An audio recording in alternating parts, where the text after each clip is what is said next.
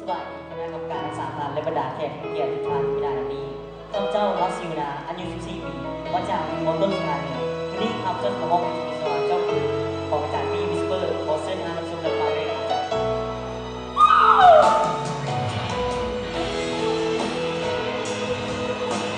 โอ้เสียงเนี่ย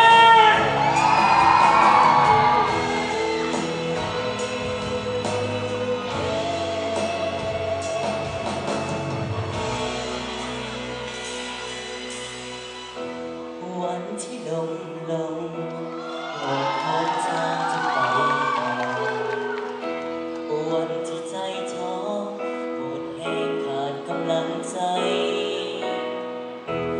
นั่งอยู่ห้องหนึ่งแค่อยากฟังเสียงเจ้านั้นบอกใจให้ชีวิตที่สดใสได้มีพลังต่อสู้ต่อไปในวันที่เหงาใจในวันที่ทุกข์ใจยังมีเจ้านั้นไว้กำลังที่เสมอบอกว่าอยู่ที่ใดที่สุดก็ฟ้าไกลบอกมีเธอข้างที่เจ้าจะไปให้ใจคอยเหงาเจ้าคือคนเดียวที่ทำให้ชีวิตมีความหมายปลายทางที่แสนไกลเจ้าก็ให้กำลังที่เจ้าให้คอยเดินไปบอกว่าวันนี้เจ้าได้เพียงได้ยินเสียงเจ้านั้นคือข้างกายอุปสรรคก็พังทลายความสุขมีอยู่ในใจเมื่อเรามีกัน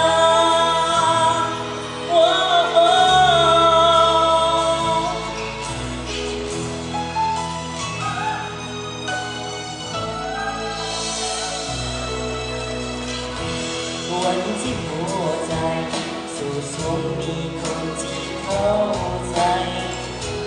เจ้าเป็นคนเดียวบ่เคยอยากไปไกลเพียงที่ได้ฟังอยากให้รู้ว่าเจ้าห่วงใยในสิ่งวิตที่สดใสได้มีพลังสืบสู้ต่อไปในวันที่เหงาใจในวันที่ทุกข์ใจยังมีเจ้านั้นคอยให้กำลังอยู่เสมอบอกว่าอยู่ที่ใดที่สุดก็ฟ้าไกลบอกมีเธอข้างที่เจ้าจะไปใจคอยเหงาเ